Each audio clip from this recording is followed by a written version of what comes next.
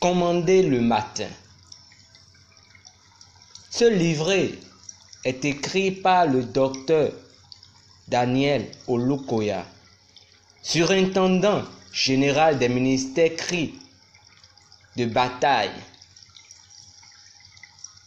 Dr Daniel Olukoya a une licence en microbiologie de l'université Lagos et est titulaire d'un doctorat en génétique moléculaire, diplôme obtenu à l'université de Reading au Royaume-Uni. En tant que chercheur, il a plus de 70 publications scientifiques à son actif. Oint de Dieu, Daniel Olukoya est un prophète, un évangéliste, un enseignant et un prédicateur de la parole de Dieu. Sa vie et celle de sa femme Chadé sont la preuve que tout pouvoir appartient à Dieu. Commander le matin. C'est un livre qui va vous permettre de dominer dans votre environnement. Chapitre 1. Les ordonnances des cieux. Dans ce livre, nous aborderons un phénomène spirituel qui va nous faire rentrer dans un monde sans précédent dans tous les sens. Dieu ouvrira vos yeux à certaines vérités profondes qui transformeront totalement votre vie et feront de vous des personnes exceptionnelles. Ce sujet est tellement peu commun que beaucoup de gens passent leur vie entière sans avoir la connaissance. Cependant, de telles connaissances résolvent beaucoup de choses. La vérité toutefois est que ce que nous considérons dans ce chapitre ne peut être trouvé à la surface des Écritures. Elles sont comme des trésors cachés dans des coffres. Par conséquent, nous examinerons quelques traits des Écritures les plus profondes qui n'ont jamais été trouvés dans la parole de Dieu. Ces Écritures profondes peuvent faire une grande différence entre vivre ou mourir, jouir de la victoire ou souffrir de la défaite, vivre sous une pauvreté noire ou jouir d'une richesse formidable. En fait, ce que nous allons découvrir dans ce livre établira beaucoup de choses dans votre vie pendant des jours, des semaines, des mois et des années à venir. Vous découvrirez les secrets pour faire des exploits pour Dieu et régner dans le monde du surnaturel. Le temps d'apprendre comment prier en conformité avec ce que vous avez découvert dans tous les domaines fera progresser votre vie par le feu. L'ignorance. Quelqu'un a fait une bonne observation en disant que la montagne de tout homme est celle de l'ignorance. La plupart de ceux dont souffrent les gens dans la vie peuvent être assimilés à l'ignorance. Dès le moment où vous arrivez à surmonter, à conquérir la montagne de l'ignorance, vous serez fortifié pour défier tout problème dans la vie. Sachez-le, la connaissance vous donne le pouvoir pour reprendre vos possessions. Quand vous devenez quelqu'un de cultivé dans les choses profondes de Dieu, vous serez alors trop chaud pour être manipulé par le diable. Pour expérimenter l'accomplissement de vos rêves dans la vie, vous avez besoin de la connaissance. Vous serez stratégiquement positionné pour expérimenter la domination dans le sens le plus strict du mot. Nous avons lu l'une des révélations la plus étonnantes dans les Écritures. Job 38, versets 12 à 13. Il est écrit: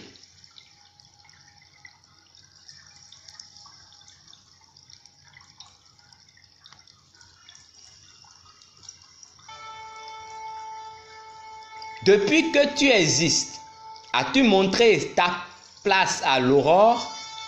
pour qu'elle saisisse les extrémités de la terre et que les méchants en soient secoués. Ici, Dieu s'adressait à Job concernant l'un des secrets les plus profonds pour régner dans la vie. Job était un contemporain de Moïse selon la Bible. Le livre de Job est reconnu comme étant le premier livre de la Bible. Ici, Dieu a demandé à Job s'il avait jamais commandé le matin. Une autre version nous est donnée de cette manière. N'avez-vous jamais commandé le matin? N'avez-vous jamais renvoyé l'aurore à sa place correcte? Une autre version encore de la Bible nous la donne autrement. De toute votre vie, avez-vous commandé le matin? Avez-vous montré à l'aurore sa place pour qu'elle s'accapare des quatre coins de la terre et secoue la méchanceté d'elle? Voici des écritures profondes. Examinons quelques passages de la Bible sur la puissance de la création. Dans Genèse 1, chapitre 1, la Bible dit: « Au commencement, Dieu créa les cieux et la terre. » On nous dit que Dieu a créé les cieux. Notez que le mot « cieux » est au pluriel. La Bible représente donc trois sortes de cieux. Le ciel le plus élevé est celui qui se réfère au troisième ciel où se trouve le trône de Dieu. Dans 2 Corinthiens chapitre 12, versets 2 à 4, la Bible dit: « Je connais un homme en Christ qui fut, il y a 14 ans, ravi jusqu'au troisième ciel. Si ce fut hors de son corps, je ne sais, Dieu le sait, fut élevé dans le paradis et qu'il entendait des paroles ineffables qui n'est pas permis à un homme d'exprimer. » Le troisième ciel est décrit comme le paradis de Dieu. La Bible nous présente encore un autre endroit comme le deuxième ciel. Cet endroit peut être décrit comme la demeure des esprits. Ce sont les mauvais esprits. La Bible dit dans Éphésiens chapitre 6, verset 12, « Car nous n'avons pas à lutter contre la chair et le sang, mais contre les dominations, contre les autorités, contre les princes de ce monde de ténèbres, contre les esprits méchants dans les lieux célestes. » Ce deuxième ciel est celui de la demeure des esprits méchants. On s'en réfère comme étant l'habitation de la cruauté. Le second ciel est encore décrit ci-dessous. Psaume 114, verset 20. Est égal à l'alliance, car les lieux sombres du pays sont pleins de repères de brigands. La Bible nous parle encore de l'existence du premier ciel. En voici la description dans Genèse chapitre 1, verset 14. Et Dieu dit qu'il y ait des luminaires dans l'étendue du ciel pour séparer le jour d'avec la nuit, que ce soit des signes pour marquer les époques, les jours et les années. Dieu créa les cieux et détailla leurs devoirs pour séparer le jour de la nuit, pour les signes, pour les saisons, pour les jours et pour les années. Dieu alla plus loin en instituant ce qu'il a été comme des ordonnances. Genèse chapitre 1, verset 15 à 18. Et qu'il serve de luminaire dans l'étendue du ciel pour éclairer la terre. Et cela fut ainsi. Dieu fit les deux plus grands luminaires, le plus grand luminaire pour présider au jour et le plus petit luminaire pour présider à la nuit. il fit aussi les étoiles. Dieu les plaça dans l'étendue du ciel pour éclairer la terre, pour présider au jour et à la nuit, et pour séparer la lumière d'avec les ténèbres. Dieu vit que cela était bon. Ce passage met l'accent sur les ordonnances des corps célestes. Ces corps célestes ont reçu un mandat spirituel pour s'acquitter de certaines fonctions. Ceux qui appartiennent au royaume des ténèbres ont pris l'avantage de ces ordonnances. Malheureusement, le peuple de Dieu ne comprend pas les implications de ces ordonnances. Par conséquent, Satan a continué à prospérer sur l'ignorance des chrétiens croyants. Du passage ci-dessous cité, nous découvrons que la lumière joue un rôle crucial dans la vie de l'homme. La vie de toute chose sur terre est reliée à la lumière.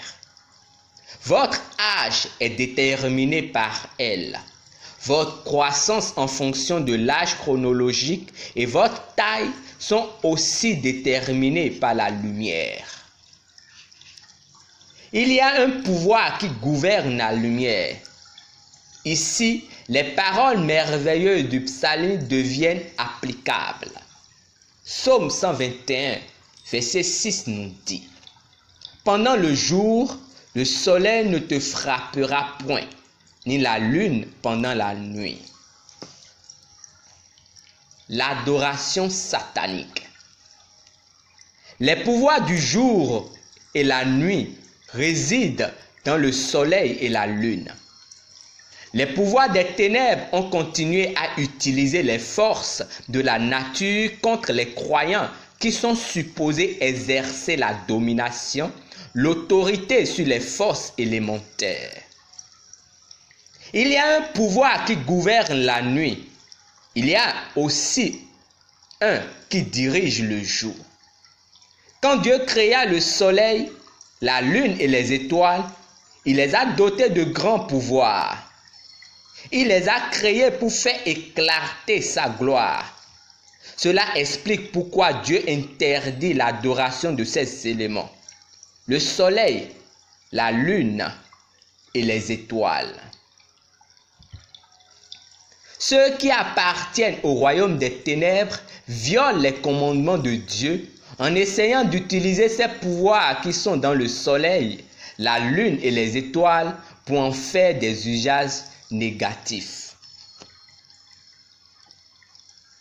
Les femmes et des hommes diaboliques utilisent les forces naturelles pour faire donc du mal à des innocents. Les cieux ont été établis pour proclamer la gloire de Dieu. Dieu les a créés, les cieux, pour produire la lumière à la terre. Les pouvoirs des ténèbres, autant bien que les ennemis de Dieu, ont capturé les cieux et les utilisent pour des usages négatifs. Maintenant, ils font favoriser l'adoration satanique et perpétrer la méchanceté. Les enfants du diable ont trouvé dans les cieux une arme puissante pour exécuter leur mission maléfique. Beaucoup ont perdu la vie, beaucoup de foyers ont été brisés, d'innombrables destins tronquent et plusieurs tragédies orchestrées. Tant que nous continuerons de rester dans l'ignorance, le mal continuera à triompher sur le bien. Et les enfants des ténèbres continueront à torturer les enfants du royaume de Dieu. Il doit y avoir un changement. Le pouvoir doit changer de main. Et tant qu'enfants de Dieu, nous devons reprendre notre droit, notre position initiale et commencer à régner. Dieu espère de nous que nous exercions la domination sur les esprits, sur les hommes et les forces de la nature. La découverte de ces profonds secrets devrait introduire une nouvelle dimension dans notre vie. Plutôt que de permettre à Satan et ses agents de vous opprimer en utilisant les forces de la nature, vous devriez engager une bataille contre-offensive vers les portes des ennemis et commencer à les opprimer. Si vous êtes une victime de la manipulation des forces célestes, priez comme si vous étiez un aveugle aux yeux bandés ne changerait pas la situation. Si vous êtes une victime de la manipulation des forces célestes, priez comme si vous étiez un aveugle aux yeux bandés ne changerait pas la situation. Venir résoudre le problème par la délivrance n'est pas non plus la solution. Par exemple, si quelqu'un a élevé un autel contre votre vie à proximité de vos étoiles, vous ne pouvez défier de telles attaques par le simple fait d'aller à la délivrance. Vous devez apprendre comment combattre en retour en utilisant exactement les mêmes armes. La délivrance ne doit pas être mal comprise. Cela se rapporte à l'enlèvement des dépôts du royaume des ténèbres. Cependant, cela ne s'adresse à aucune forme de conspiration formée contre vous dans les cieux. Ayant acquis un nouvel aperçu des ordonnances des cieux, vous vous préparerez à la bataille. Point de prière.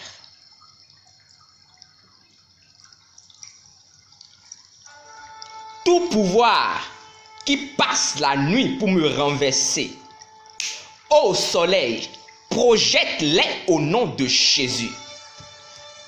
Ô jour, lève-toi et donne-moi ma portion au nom de Jésus. Ô jour, lève-toi et maudis tout pouvoir qui me vole ma portion au nom de Jésus.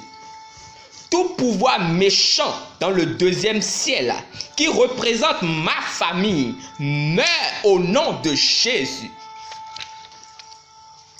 Tout bâton d'affliction du deuxième ciel, brise-toi au nom de Jésus.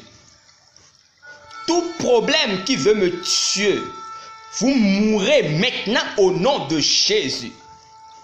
Toutes les bouches qui parlent contre moi avec une onction satanique, ô soleil, renvoie-leur les flèches au nom de Jésus. Toute flèche de la sorcellerie ancestrale, tu meurs au nom de Jésus. Toute chose volée dans ma vie par les pouvoirs de la nuit, je te reprends par le feu au nom de Jésus. Toi, pouvoir de la sorcellerie polygamique, tu meurs au nom de Jésus. Affliction du jour, tu meurs au nom de Jésus. Tout pouvoir négatif qui vole, délégué contre mon destin, que les anges de Dieu le poursuivent au nom de Jésus. Tout pouvoir négatif qui vole, qui est délégué contre mon destin, que les anges de Dieu le poursuivent au nom de Jésus. Priez ainsi et vous recevrez les transformations dans votre vie. Amen.